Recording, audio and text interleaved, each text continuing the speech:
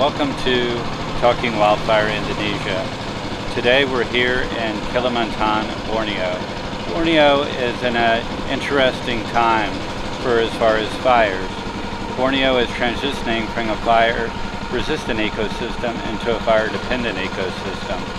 Join me as we travel around Kalimantan, talking to the people who live here about the situation.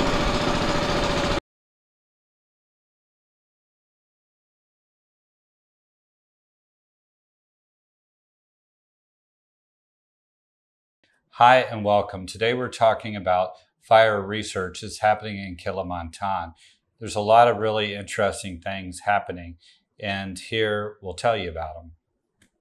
Thank you. My name is Kitso Kusin. I'm from University of Palangka Raya in the UPT Laboratorium Lahan Gambut or Center for International Collaboration of Tropical Peatland. Today I will explain about fire in Central Kalimantan. We collaborate with Japan. Japan is Hokkaido University, Japan. And then we try to check the water table in the peat land. Usually, if water in the peatland is in dry season is very low, and then when the peat become dry and easy to burn. Yeah, and then with Japanese, we check it the water table. We check in the dry season and also in the rain season. Yeah, and when the dry season, water table is low and also the carbon become lost. Yeah, and this system send the data to our central computer, and the central computer will check when the water table is low and when water table is high. Yeah, when the water table is low, we must be preparing. This become danger for the fire because this system is not good, and then our area is humidity is very high. That system is become broken. I understand that fire detection is a big issue here, that you guys are looking for ways to detect fires quicker, faster, and get more information so that you can respond to them. Yeah. Because of the issues of, as the fire gets into the peat, it spreads underground. Yeah. And once it's underground, it's hard to put out. Yeah. And that's when the carbon is being released into the atmosphere, which has international effects. Yeah. And also with the smoke issues. Yeah. Can you tell us about different ways that you're working on detecting fires? Yeah. Yes, this system have like a camera and water table detection. The water table detection is to check the how much the water table is low, and then if there is fire, the camera manual camera will check where the location the fire. But this is also problem because this is not infrared camera. If the thick smoke, this camera cannot function, and we cannot if the fire if smoke difficult to check. Yeah, this become not good condition. What is the range of the camera? How far can it see? This camera can, if clear view, camera just can check just around 2 kilometers. But if thick smoke, cannot see anymore. Okay. Yes. And that's a way to detect the fires. Yes. Yeah. Yeah. So you could use help with finding detection options. Yes. Okay. And then other company from Japan try to make the other system using thermal camera. Yeah. And before the thermal camera, there is a fire detection from using satellite, Sentinel and Landsat satellite. We make this just reset, not when fire happen. Yeah, we make just from small fire to big fire in the box, and then the satellite checks from the small fire to big fire. They check the temperature and also using the thermal satellite camera, and then check that area. The fire area, but if very small fire in this area, the satellite cannot detect it. Yeah, and how big does the fire have to be detected? The fire, this plot area we make the fire just 2 meter by 2 meter, but if full fire on the 2 meter by 2 meter, we can check the hot from the satellite, the image. But if small, just make a small fire in this box, we cannot see. Yeah. And then we continue to the other, because this just reset, no fire in this year. We try to the other project, because this also need, I think, big budget, because use satellite, and satellite just pass central Kalimantan every week, I think. And then when this reset we do, we do when the satellite pass the central Kalimantan. So it's only at one time in the day Yes, when yes, you can look. yes. Okay. Yeah. And then we make the other reset also with also Japanese. Yeah, we using thermal camera. Thermal camera we put in high position, around 12 meter from the ground, 12 meter high, and this camera will check the fire round like a 160 degree will run 360 degree. Yeah. And then check the where the fire location. Yeah.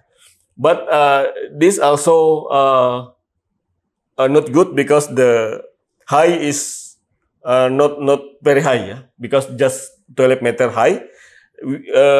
This just can detect the fire just around 2 kilometers. Yeah, and at the time we suggest, if we have budget, we can make a new tower with like a 30 meter or 40 meter high of the tower, and then can detect the fire around 10 kilometers by thermal camera. But if because we in this camera have like a manual camera and thermal camera. If manual camera just can detect the fire around 100 meter. Yeah. But when the thick smoke cannot detect fire around the around 2 kilometers. Cannot detect the fire, but thermal camera can detect the fire. Yeah, by hot of the fire. And this also we try to make check with 5 kilometer 5 kilometer the fire. Yeah, and then by using manual camera, no fire detect, but using thermal camera, fire also no detect, but the thermal camera detecting the temperature. So it can see 5 kilometers Yes, away. yes. in here, no detecting hotspot, but by temperature, because the high of this camera just 12 meter high. Maybe if more high, can detecting directly to the hotspot. Yeah. That makes sense. Yeah. And then the other research also by the drone. This is just using technology, I think, because this drone using with technology and not technology. With technology, the video will clear. We can see where the fire, where the coordinate the fire, and also access to the fire. But if not using technology, the video is not clear, not good. We cannot see the coordinate. We cannot see the access to the fire, and also difficult to understand where the location, because the video is not clear. I understand you're looking at smoke here also. Yeah. In different parts of the world, I know smoke is an issue in different ways. Yeah. In Australia, the issue is toxicity of smoke. Yeah. Here, you're looking at pollution, Yes, right? Is that correct? Yes. Can you tell us a little bit about the research that you're doing? Yes, when fire 2019, because I worry with people, especially the student, yeah, because in the smoke, the content of the particulate matter, we call PM 2.5. There is very small particle will directly come to our lung, and I check come to the forest fire site. I using also equipment from Japanese, yeah, for PM to sensor to PM 2.5, and also sensor for check the carbon monoxide. When I come to the site, I check the PM 2.5 is very high. I check until 800 microgram per meter cubic. We can accept, based on our literature, people can accept the particulate matter to their body just 60 microgram per meter cubic. And this data 600 very dangerous for us. We difficult to breathe. The PM 2.5 is a standard. People can absorb to her body just 60 microgram per meter cubic. But I check in the field when the forest fire, the concentration become 800 microgram per meter cubic. Wow. Is very high. Do a lot of people get sick in that time? Yes. What happens? Is it lungs? Become like irritation, cold, and get sick if too high. Yeah. And also for the carbon, also very high. That also danger for people. That also directly to our lung. And if we this is based on the hour. If 1 hour the concentration is very high, if too much we absorb, we become die. Wow. So if you breathe too much smoke, it could kill you. Yes. Wow. Yeah. Wow. That's very interesting. I interesting about this. Why I very care about the peat fire to the student, and also to all people, and also for maybe mother with baby, yeah, and yes, danger for them. So the smoke from the peat fires could be pretty poisonous. Yes, poisonous for the student, baby, old people, and also mother. Wow. Yes. And also at that time, the carbon is released into the atmosphere, right? Yeah. Because from what I understand, the peat is a big holding area for carbon. Yeah. As the organic material decays, Yes. and then it's released Yes. into the atmosphere during these fires. Yes. And that has big impacts for world climate. Yes. Yes. Right? So Yes, it's big yes. issues. Yes. So you could use help here with the peat fires when things are burning. Yeah. Yes. I have one research, but just in one school. I make like a smoke-free room model, and then I put inside is this equipment to check the air pollution condition, and also I put the in that area plant, also air conditioner, and also With filter. yeah, filter. Yeah, when the forest fire coming, that room I close with the filter, and I with the air conditioner. Also, I get donate from Japanese. They give me 2 air conditioner. They say there is nano ichi air conditioner. That means nano is very small particle can absorb and clean that area. Yeah. And why is that important? Because I tell before, when the forest fire, usually the school, especially elementary school, there will be holiday. So why is that important then?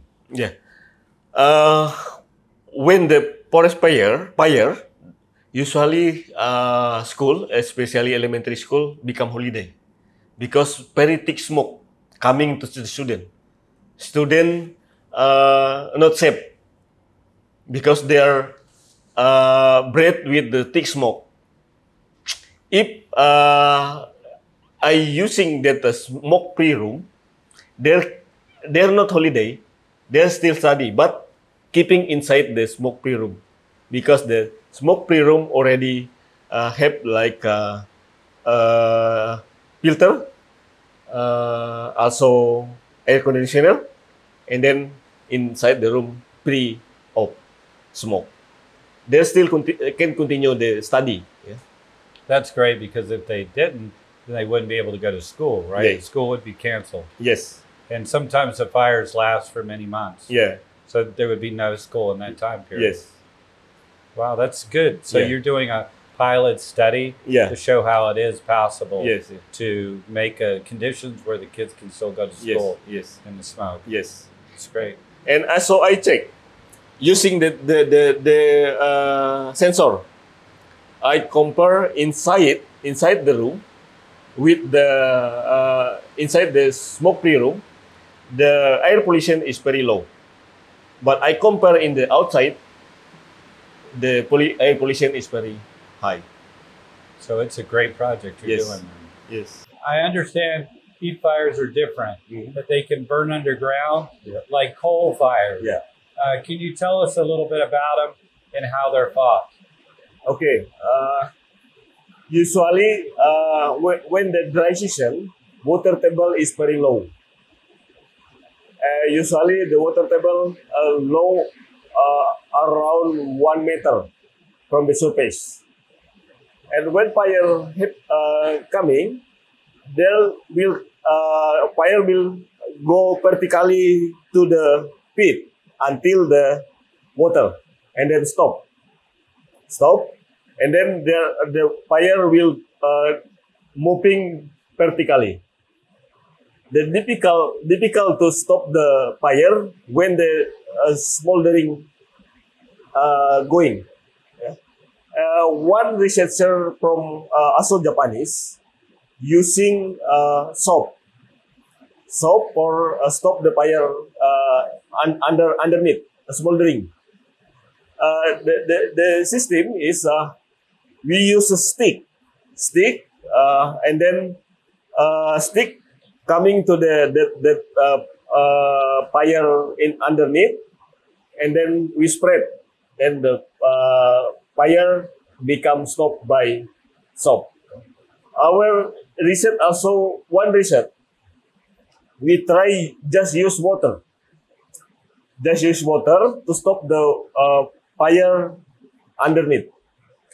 We need more water to stop the fire. We check around one meter quadrat, 1 meter cubic, 1 meter cubic. We need water around 100 to 200 liter for stop the totally fire.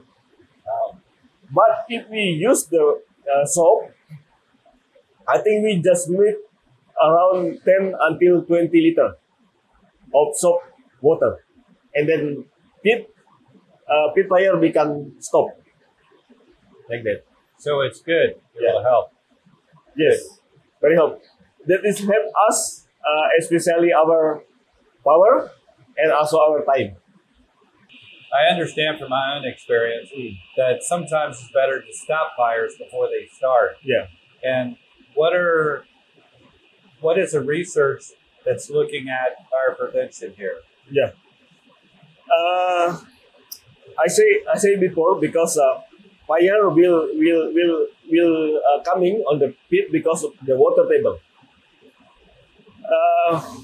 When the water table go down, because of the channel system,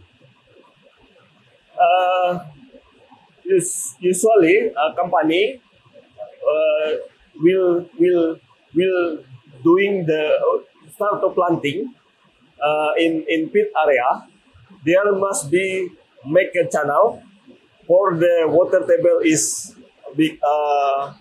go down. If water table still on the around the topsoil, the plant cannot grow because water. So when land is open, Yeah. they make canal around the area, Yeah. and that helps drain the water out of the land. Yes. But then there's peat underneath, Yes. and that's the issue. Yes. Yeah. When the water table is go down, and fire will coming. Now we try to make for the fire prevention. We try to raising the water table. System is using damming, canal blocking. So there's channels, and then you block the channels. Yes. To let the water rise. Yes. And then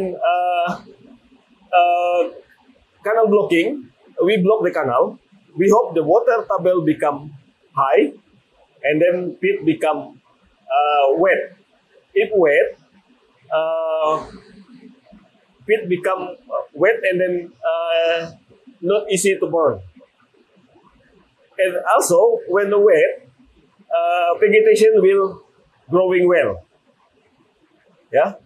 Maybe we also need the reforestation, because when the water table high and pit is wet, we start to make a plantation, reforestation in the maybe just small area, but if big area, we just keeping that area water table high, and the plant will come growing by himself, because they are already that area become already wet, and then the plant become easy to grow.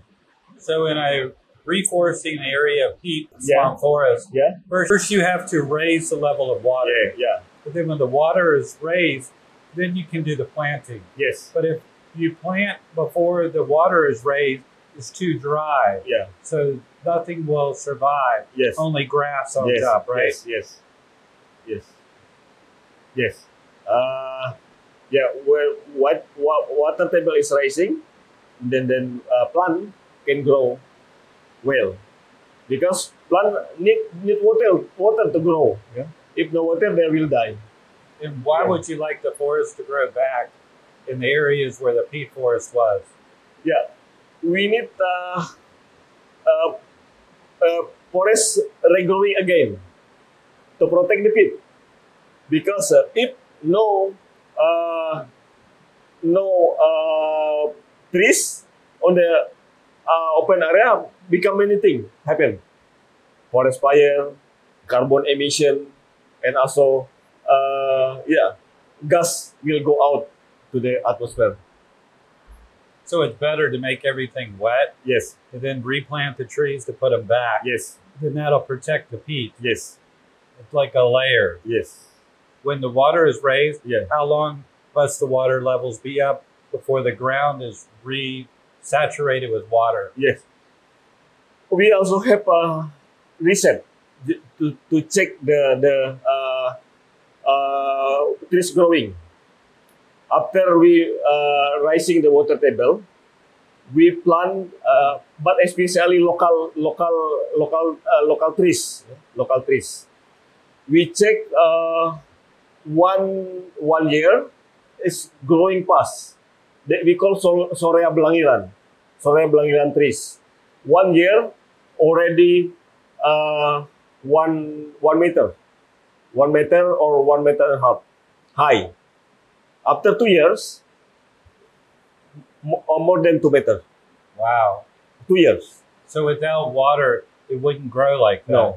But with the water, it allows it to grow. Yes. So that's the key, Yes. to get water back into the Yes. area. Because the local trees, like Sorea Belangiran, can grow well in the water condition. That makes sense because it's evolved with the water. Yes. And so, yeah, it's best to put the trees and the forest back in Yeah. position. And that protects everything. Yes. And it protects the world. Yeah. Yeah. From the carbon emissions. Yes. Good. I understand that water is a big issue here Yeah. in fighting fires. Yeah. That because the peat soil is dry, Yeah. that you need to find ways to get water Yeah. to put the fires out. Yeah. Can you tell us how you find water here? Yeah. To forest fire fighting in here is our problem is when dry season is water. We cannot doing the firefighting if no water. Okay? And our we have strategies because based on our experience, or under pit there is water, many water on under pit. So there's a layer of water Yes. under the peat. Yes, and then we do the pit boring. Pit boring around deep, around 12 meter deep till 15 meter deep or more. So you drill a hole Yes, down. yes. We just drill manually because pit is just very softly, easy to do the pit boring. And if we get the water, we can do for the firefighting. Yeah. And in the forest, also we use the pit boring, deep well to do the forest fire fighting. When you drill a hole and you get water, does it spray out or does it just make a big pool of water? Yes, the water from the deep well we use it pumping, and then spray the fire. If the fire is very far, we're doing the rally pump machine. We put in the hole and then pump the water to the hole, and then the under engine using this water to firefighter. So you have a water pump, like Yes. from a farm Yeah. or firefighting water pump, Yeah. and you suck the water out Yeah. of the drafting hole that you made, Yeah. and then you take that to a hose, Yes. or you spray on the fire. Yes. Wow. Yes. Wow. That's very interesting. Yeah. Yeah. So Yeah. you're getting water from the site Yes. where you're working. Yes. Also, we make like a plastic dam. Also, we put the water inside the plastic dam, and then plumb the plastic dam using the water to also stop the fire. So a big key is finding ways to access water here. Yes. And then once you have the water, you use that to fight the fire. Yes. I understand with the peat forest is being lost Yeah. and the fires that other things are happening too. Can you tell us about the environmental changes Yeah. that are happening here in central Kalimantan? Yeah. Yes. Now our problem also fire and also flooding. I start to doing the research. Fire will make a peat loss. Based on my research, when the fire fire on the peat become loss until 54 centimeter loss. Down. Yes. Yeah. And peat is characteristic of peat is keeping the water. In one kilogram peat, if we dry, just 1 gram is peat, and the 9 gram is water. Wow. That means is 1 9. Yeah? And if peat loss by fire, holding the water become also loss. Wow. So a peat is like a sponge. Yes. In that you have a little bit of material, Yeah. but that's sucking up water, Yes. right? So without that, Yeah. and then the water can't be sucked up. Yes. So it's got to go somewhere. Yes. Yes. I understand you've done a lot of research on past flooding and current flooding here in Kalimantan. Yeah. Can you tell us what you found? Yeah. Yes. I make the research. I doing the research on 2010 after fire, forest fire on 2009. I take the photo after fire 2009 and then flooding on 2010. I check the rain precipitation. Yeah, on 2010 around 3,000 millimeter per year. And then in this picture, the flooding is not so high. And then I check again 2013. When they check the graph, the precipitation is more lower, but the flooding become high.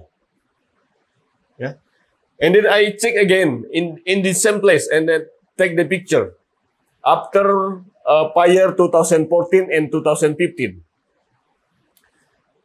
I check the precipitation on 2015 just 2,000 millimeter per year, but flooding become around 80 centimeter high.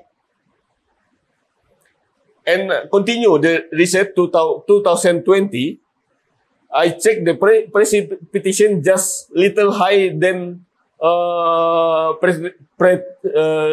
precipitation just little high from 2015, around 2,300 millimeter per year, but flooding more than 1 meter.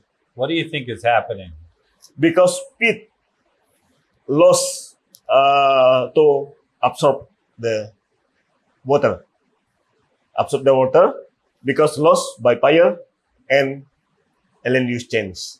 So without the peat, the water is not able to be sucked up. Yes. Without it being sucked up, it's moving across the land. Yes. And that's causing the floods. Yes. So as more peat is lost, more floods. Yes. And the floods are getting worse with less peat. Yes. Wow. Very interesting. Yeah. Okay, I understand now the problem.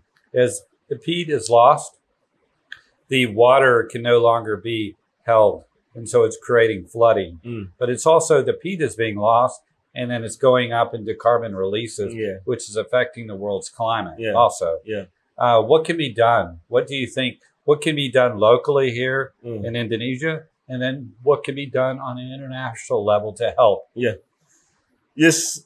The problem, local people, if they are not get income, they will destroy the forest.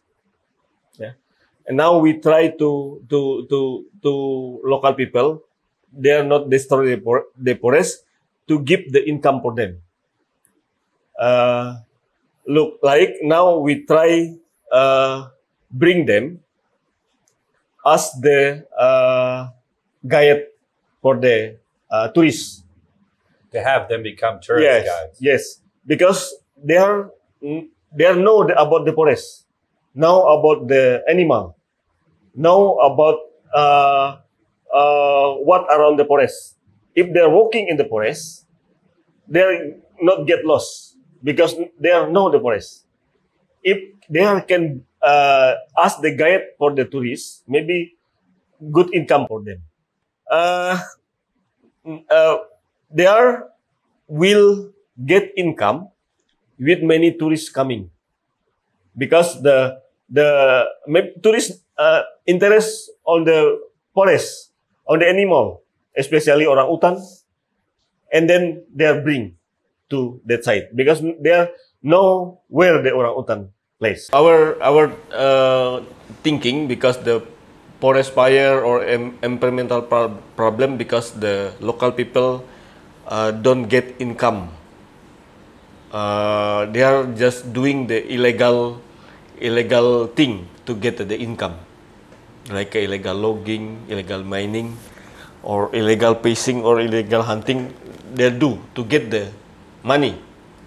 And what we think to do, now many people from outside of Indonesia, they are interesting about environmental, about forest, about the animal, orangutan especially. And we hope the local people, because local people know about the forest, know about the animal in the forest, know about the how to come to the forest. They can never get lost in the forest. If they are become the guide for the tourists, it's good for them because they also get the money from that. They cannot they're not doing the illegal thing, but they're keeping the forest by bring the tourists come to inside the forest to see the orangutan, to see the forest, to see the trees and anything in the forest, and good also for them to get income. The other thing is we try to make income by make the peace pond.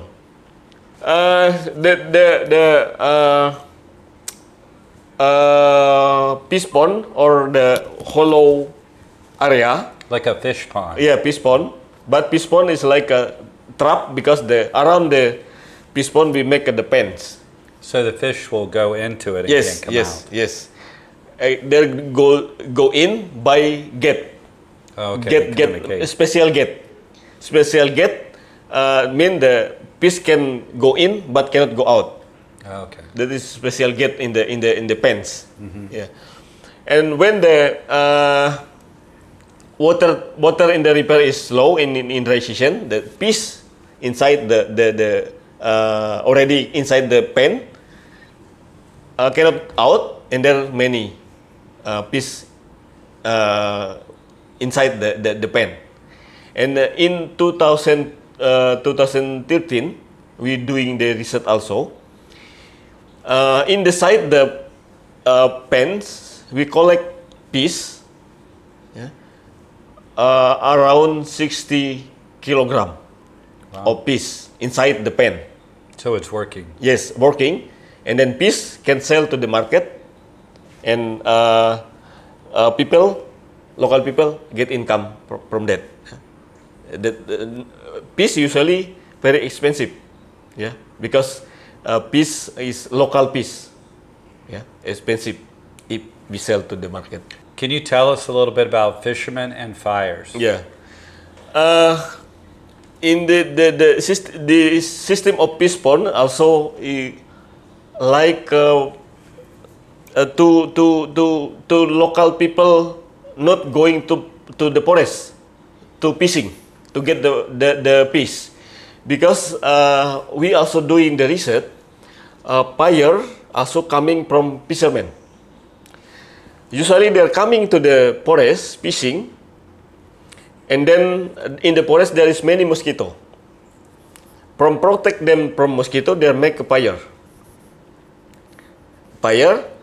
And then if they are finished the fishing and back to the home, they forget to stop the fire to protect him from the mosquito. And this fire become bigger, and make big forest fire. And if we can doing the fish pond, they are not come to the forest again to fishing. They just get fish from the fish pond. That's good. That's another way to protect the forest. Yes, that's great. Yes. And other thing to protect the forest, we try to teach the local people, because around the village, around the local people village, there is still still remain the forest. We try to teach them how to credit carbon, to sell the credit carbon. Yeah. We teach them to calculate how many carbon inside their forest. Yeah. If they already know the carbon inside their forest, they can calculate, and then they keep the forest. They can sell the carbon credit to the businessmen or to the company outside of Indonesia. That is, I think, a big money for them if they can do that. And that's a good motivation for them to want to keep the forest. Yes. We try to protect the forest with the local people. We hope many people can help us, especially for the protect the forest from because forest fire usually will coming on the dry season. Now our equipment is not so much, because very old, and we need renew our equipment. We need people to help us for the help us to buy our equipment, especially pump machine, and also usually when the forest fire, we also bring local people to stop the fire, to pay us the firefighter, and we need the budget for pay them, because if we know not pay them is difficult. They are difficult to working with us, because they also need money for their eat, for their food, for their family. Yeah. So if NGOs or countries wanted to help, yes, organizations, you could use help with equipment. Yes. And equipment like firefighting equipment. Yeah. For a wildland area. Yes. And also for working in a peat forest. Yes. And then also you could use funding to help hire your firefighters that you use to help fight the peat fires. Yes. If you had a message that you would like to tell the world about Kalimantan and the peat forest and fire, what would you say? Yeah, please help us. You can contact me. I stay in University of Palangka Raya, Simtrop, to help us. I will protect peat with local people, because peat is very important thing. Can ask the friend, can ask our enemy. If we protect peat, peat become our friend. But if we break the peat, peat become our enemy. Because when the forest fire, peat will make the very big smoke out. In the smoke contain the toxic gas and particle danger for many people, especially in central Kalimantan. And also the carbon release too, that happens. Yes. Yeah. Well, that's a great talk. Thank you very much. Terima kasih. Yeah, you're welcome. Sama-sama. We're doing this for all of you. If you like what we're doing, please give us a thumbs up, hit the subscribe button, and leave a comment below. See you next time.